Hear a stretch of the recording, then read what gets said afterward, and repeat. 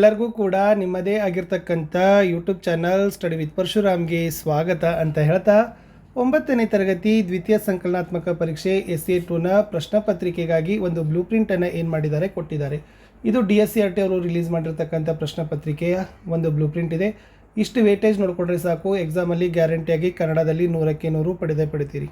But ಓದುವಾಗ ಏನು ಮಾಡಬೇಕು, LBA ಮತ್ತು ಟೆಕ್ಸ್ಟ್ ಬುಕ್ ಎರಡನ್ನೂ ಕೂಡ ಓದಬೇಕು. ಓಕೆನಾ. ಸೊ ಪ್ರತಿ ಪಾಠದ LBA ಪ್ರಕಾರ ನಾನು ನೆಕ್ಸ್ಟ್ ವಿಡಿಯೋಗಳನ್ನು ಹಾಕ್ತಾ ಹೋಗ್ತೀನಿ, ಎಲ್ಲ ವಿಷಯಗಳಲ್ಲಿ ಬರ್ತವೆ. ಜಸ್ಟ್ ನೀವೇನು ಮಾಡಬೇಕಾಗ್ತದೆ, ಲೈಕ್, ಶೇರ್ ಮತ್ತು ಸಬ್ಸ್ಕ್ರೈಬ್ ಮಾಡೋದನ್ನು ಮಾತ್ರ ಮರಿಬಾರ್ದು. ಲೈವ್ ಕ್ಲಾಸ್ಗಳನ್ನು ಕೂಡ ನಿಮಗೂ ಕೂಡ ಮಾಡ್ತೀವಿ. ಸೊ ಇಷ್ಟು ವೇಟೇಜ್ ಇದೆ, ಸೊ ಎಲ್ಲ ವಿಷಯಗಳಲ್ಲಿ ಬಿಟ್ಟಿದ್ದಾರೆ. ಸೊ ಅದನ್ನು ನೀವುಗಳು ಕೂಡ ಪ್ರಿಪೇರ್ ಮಾಡಿಕೊಡ್ರಿ ಅಂತ ಹೇಳ್ತಾ ಕನ್ನಡದಲ್ಲಿ ಏನು ಓದಬೇಕು ಅನ್ನೋದನ್ನು ನೋಡ್ಕೊಂಡು ಬರೋಣ. ಸೊ ಫಸ್ಟ್ ಗದ್ಯ ಭಾಗದಲ್ಲಿ ನೋಡೋದಾದರೆ ಪ್ರಜಾನಿಷ್ಠೆಯಿಂದ ಕೇವಲ 4 ಅಂಕಕ್ಕೆ ಒಂದು ಪ್ರಶ್ನೆ ಬರ್ತಾ ಇದೆ. ಇಲ್ಲಿ 8-10 ವಾಕ್ಯದ ಒಂದು ಪ್ರಶ್ನೆ ಬರುತ್ತೆ ನಿಮಗೆ. ಓಕೆನಾ. ಸೊ 8-10 ವಾಕ್ಯದಲ್ಲಿ ಅಂದರೆ ಸೊ ನಿಮಗೂ ಕೂಡ ಗೊತ್ತಾಗಿರ್ಬೋದು, ಪ್ರಜಾನಿಷ್ಠೆ ಪಾಠದಲ್ಲಿ ಇರ್ತಕ್ಕಂಥದ್ದು 2 ಇಂಪಾರ್ಟೆಂಟ್ ಪ್ರಶ್ನೆ ಇದೆ. ಚೋಳದೊರೆ ಕುಲೋತ್ತಂಗರ ಹೊಯ್ಸಳ ಸಾಮ್ರಾಜ್ಯದ ಮೇಲೆ ಯುದ್ಧ ಸಾರಲು ಇದ್ದ ಕಾರಣ ಮತ್ತು ಪರಿಣಾಮ, ಅಥವಾ ಬನದಮ್ಮನಹಳ್ಳಿಯ ಪಂಚಾಯಿತಿಯಲ್ಲಿ ನಡೆದ ನ್ಯಾಯ ಮತ್ತು ಅದರ ತೀರ್ಪು. ಎರಡೂ ಬರ್ತದೆ. ಒಂದು ಓದಿದ್ರೂ ಕೂಡ ಫಿಕ್ಸ್ ಆಗಿ ನೀವು ಪಡಿತೀರಿ. ಎಸ್. ಇನ್ನು ಬೆಳಗಿನ ತಾನ ಜಯಪುರ ಪಾಠದಲ್ಲಿ 1 ಮಾರ್ಕ್ಸ್ ಇನ್ 1 ಕ್ವಶನ್ ಬರ್ತದೆ. 2 ಅಂಕದ ಒಂದು ಪ್ರಶ್ನೆ ಬರ್ತದೆ. ಸೊ 2 ಅಂಕದಲ್ಲಿ ನಿಮಗೆಲ್ಲನೂ ಕೂಡ ಗೊತ್ತಿದೆ. ಸೊ ವಿಶೇಷವಾಗಿ ಇಲ್ಲಿ 2 ಪ್ರಶ್ನೆಗಳು ಭಾಳ ಇಂಪಾರ್ಟೆಂಟ್ ಅದ. ಮೀರಾಬಾಯಿ ದೇವಾಲಯದ ಸೌಂದರ್ಯ, ಜಯಪುರದ ಬೀದಿ ಮತ್ತು ಮನೆಗಳ ಸೌಂದರ್ಯ. ಇಲ್ಲಿ 2 ಅಂಕದಲ್ಲಿ ಇರ್ತಕ್ಕಂಥ ಪ್ರಶ್ನೆ ಇದ್ದಾವೆ. ಅದನ್ನು ನೀವು ಚೆನ್ನಾಗಿ ನೋಡ್ಕೋಬೇಕು. ಇಲ್ಲಿ 2 ಪ್ರಶ್ನೆಗಳು 3 ಅಂಕಕ್ಕೆ ಬರ್ತಾ ಇದ್ದಾವೆ. ಇನ್ನು ರಾಮರಾಜ್ಯ ಪಾಠದಲ್ಲಿ ಕೂಡ 1 ಅಂಕದ 1, 2 ಅಂಕದ 1 ಪ್ರಶ್ನೆಗಳು ಬರುತ್ತೆ. ಸೊ ರಾಮರಾಜ್ಯದಲ್ಲಿ ನೀವು ಓದುವಾಗ ನೀವು ಚೆನ್ನಾಗಿ ಏನು ಮಾಡಬೇಕಪ್ಪ ಫ್ರೆಂಡ್ಸ್ ಅಂದರೆ LBA ಮತ್ತು ಟೆಕ್ಸ್ಟ್ ಬುಕ್ ಎರಡನ್ನೂ ಕೂಡ ಇಟ್ಕೊಂಡೇ ಓದಬೇಕು. ಅವೆರಡೂ ಇದ್ರೇ ನಿಮಗೆ ಕೆಲಸ ಆಗೋದು. ಓಕೆನಾ.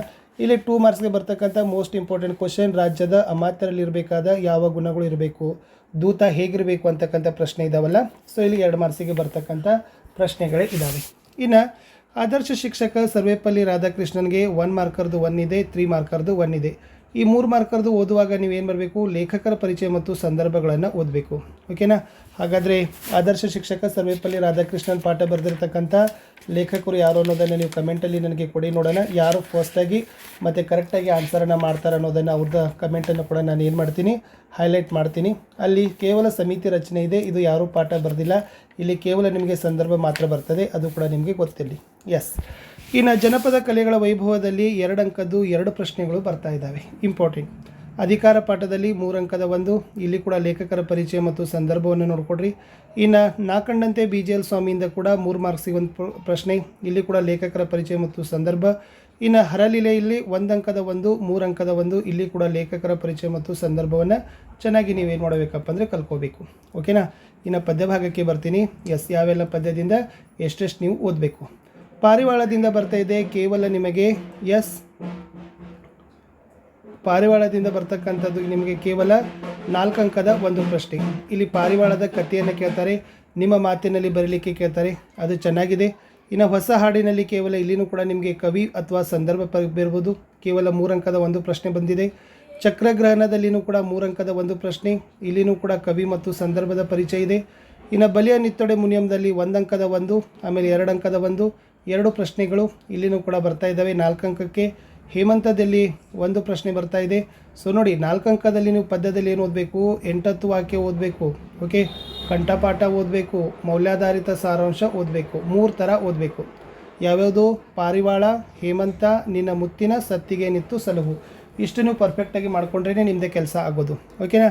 ಇನ್ನು ಕನ್ನಡ ನಾಡು ನುಡಿಯಲ್ಲಿ 1 ಅಂಕದ 2 ಪ್ರಶ್ನೆಗಳು ನಿಮ್ಗೆ ಏನಾಗ್ತಾ ಇದ್ದಾವಪ್ಪ ಅಂದರೆ ಬರ್ತಾ ಇದ್ದಾವೆ. ಇನ್ನು ಪೂರಕ ಪಾಠಗಳಿಂದನೇ 2 ಮಾರ್ಕ್ಸಿನ ಹೆಚ್ಚು ಪ್ರಶ್ನೆಗಳಿರ್ತಾವೆ, 2 ಮಾರ್ಕರ್ದು. ಕೇವಲ 1 ಅಂಕದಲ್ಲಿ ನೀವು ಫೋಕಸ್ ಮಾಡ್ತಕ್ಕಂಥದ್ದು ಸಿರಿಯ ನಿನ್ನ ಬನ್ನಿ ಪೇನು ಅಂತಕ್ಕಂಥದ್ದು. ಬಟ್ ಪುಟ್ಟ ಹಕ್ಕಿ ಆಗಿರ್ಬೋದು, ಆಮೇಲೆ ಚೆನ್ನಭೈರಾದೇವಿ ಆಗಿರ್ಬೋದು, ಉರಿದ ಬದುಕು ಆಗಿರ್ಬೋದು, ನನ್ನಾಸೆ ಅಥವಾ ಗುಣಸಾಗರಿ ಪಂಡರಿಬಾಯಿದಿಂದ 2 ಅಂಕದ 1 ಪ್ರಶ್ನೆಗಳಲ್ಲಿ ಏನಾಗ್ತಾ ಇದ್ದಾವಪ್ಪ ಅಂದರೆ ಬರ್ತಾ ಇದ್ದಾವೆ. ಸೊ ಇಷ್ಟು ಟೋಟಲ್ ಎಷ್ಟಪ್ಪ ಅಂದರೆ 9 ಮಾರ್ಕ್ಸು ಪೂರಕ ಪಾಠಗಳಿಂದನೇ ನಿಮಗೆ ಕೇಳ್ತಾರೆ. ಸೊ ಈ ಬ್ಲೂ ಪ್ರಿಂಟನ್ನು ಚೆನ್ನಾಗಿ ನೀವುಗಳು ಕೂಡ ಮಾರ್ಕ್ ಮಾಡಿಕೊಂಡು ಓದ್ಕೊಡ್ರಿ. ಓಕೆನಾ. ಇನ್ನು ಅಪಠಿತ ಗದ್ಯ ಇರ್ತದೆ, 1 ಪ್ಯಾಸೇಜ್ ಕೊಡ್ತಾರೆ, ಅದರಲ್ಲಿ 2 ಅಂಕದ್ದು 2 ಪ್ರಶ್ನೆ ಇರ್ತವೆ. ಸೊ 2+2 ಇರ್ತದೆ. ಸೊ 2 ಪ್ಯಾರಾಗ್ರಾಫ್ ಕೊಟ್ಟಿರ್ತಾರೆ, 2 ಪ್ಯಾರಾಗ್ರಾಫಲ್ಲಿ ಒಂದೊಂದು ಪ್ಯಾರಾಗ್ರಾಫ್ದ ಉತ್ತರಗಳಿರ್ತವೆ. ಅಲ್ಲಿ ಈಸಿಯಾಗಿ ನೀವು ಏನು ಮಾಡ್ಬೋದಪ್ಪ ಅಂದರೆ ಬರಿಬೋದು. ಇನ್ನು ವ್ಯಾಕರಣಾಂಶದಲ್ಲಿ 10 ಪ್ರಶ್ನೆಗಳು ಇದ್ದಾವೆ. ಸೊ 10 ಪ್ರಶ್ನೆಯಲ್ಲಿ ವಿಶೇಷವಾಗಿ ಅವರು ತತ್ಸಮ ತದ್ಭವಗಳನ್ನು ಕೇಳ್ತಾರೆ, ವಿಭಕ್ತಿ ಪ್ರತ್ಯಯಗಳನ್ನು ಕೇಳ್ತಾರೆ, ವಾಕ್ಯದ ಪ್ರಕಾರಗಳನ್ನು ಕೇಳ್ತಾರೆ. ಓಕೆ. ಸಂಧಿ ಕೇಳ್ತಾರೆ, ಸಮಾಸಗಳನ್ನು ಕೇಳ್ತಾರೆ, ಪದದ ಅರ್ಥ ಕೇಳ್ತಾರೆ, ದ್ವಿರುಕ್ತಿ ಜೋಡು ನುಡಿ ಕೇಳ್ತಾರೆ, ಕ್ರಿಯಾಪದಗಳನ್ನು ಕೇಳ್ತಾರೆ, ಅವ್ಯಯಗಳನ್ನು ಕೇಳ್ತಾರೆ. ಇದು ಇಂಪಾರ್ಟೆಂಟ್ ಇದೆ. ಇನ್ನು ಅಲಂಕಾರದಲ್ಲಿ ವಿಶೇಷವಾಗಿ ನಿಮಗೆ ರೂಪಕ ಮತ್ತು ಉಪಮಾ ಅವೆರಡೂ ಕೂಡ ನೋಡ್ಕೊಡ್ರಿ, ವೆರಿ ಮೋಸ್ಟ್ ಇಂಪಾರ್ಟೆಂಟ್ ಅದ. ಛಂದಸ್ಸಿನಲ್ಲಿ ಕಂದ ಪದ್ಯ ಅಂದರೆ 2 ಸಾಲು ಇರ್ತದೆ, ಭಾಮಿನಿ ಷಟ್ಪದಿಯಲ್ಲಿ 3 ಸಾಲು ಇರ್ತದೆ. ಓಕೆ, ಮತ್ತು ವಾರ್ಧಕ ಷಟ್ಪದಿಯಲ್ಲಿ ಎಷ್ಟು ಇರ್ತದೆ, ಅಲ್ಲಿನೂ ಕೂಡ 3 ಸಾಲು ಇರ್ತವೆ. ಬಟ್ ಇಲ್ಲಿ 20 ಏನಾಗಿರ್ತಾವಪ್ಪ ಅಂದರೆ ಅಕ್ಷರಗಳು ಮಾತ್ರೆಗಳು ಬರ್ತಾವೆ ಭಾಮಿನಿ ವಾರ್ಧಕದಲ್ಲಿ. ಭಾಮಿನಿಯಲ್ಲಿ ಎಷ್ಟು ಬರ್ತಾವೆ ಅನ್ನೋದನ್ನು ಕಮೆಂಟ್ ಮಾಡಿರಿ.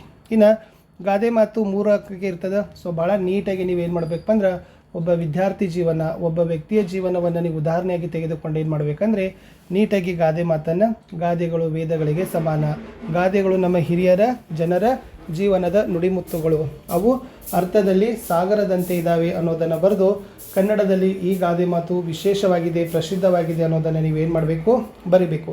ಇನ್ನು ಪತ್ರಲೇಖನದಲ್ಲಿ 5 ಮಾರ್ಕ್ಸಿಗಿದ್ದಾವೆ. ಸೊ ಇಲ್ಲಿ ವೈಯಕ್ತಿಕ ಮತ್ತು ನಿಮಗೆ ಏನು ಕೇಳಿರ್ತಾರಪ್ಪ ಅಂದ್ರೆ ವೈಯಕ್ತಿಕ ಪತ್ರ ಮತ್ತು ಮನವಿ ಪತ್ರ ಇರ್ತದೆ.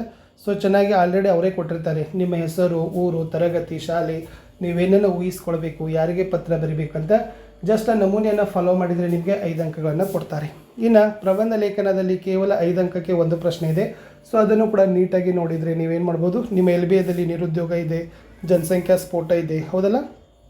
ಸೊ ಆ ಪ್ರಶ್ನೆಗಳು ಖಂಡಿತವಾಗಿ ಬರ್ತವೆ.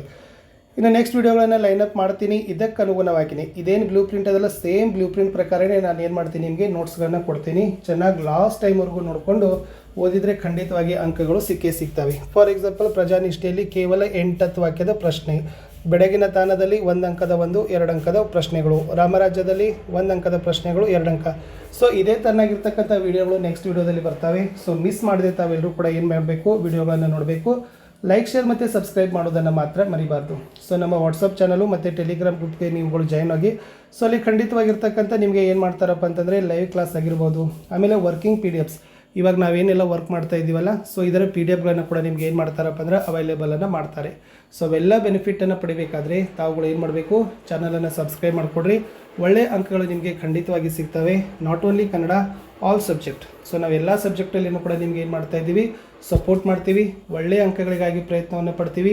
ನೀವುಗಳು ಕೂಡ ಏನು ಮಾಡಬೇಕು, ಚಾನಲನ್ನು ಸಬ್ಸ್ಕ್ರೈಬ್ ಮಾಡಿ, ವಿಡಿಯೋವನ್ನು ನೋಡಿದ ಕೂಡಲೇ ಲೈಕ್ ಮಾಡೋದನ್ನು ಮಾತ್ರ ಮರಿಬಾರ್ದು. ಸೊ ಭಾಳ ಜನ ಲೈಕ್ ಮಾಡೋದಿಲ್ಲ, ನಮಗೆ ಬೇಜಾರಾಗ್ತದೆ. ನೀವು ಲೈಕ್ ಮಾಡಿರಿ, ನಿಮ್ಮ ಫ್ರೆಂಡ್ ಸರ್ಕಲ್ಗಳಿಗೆ ಶೇರ್ ಮಾಡಬೇಕು. ಓಕೆನಾ.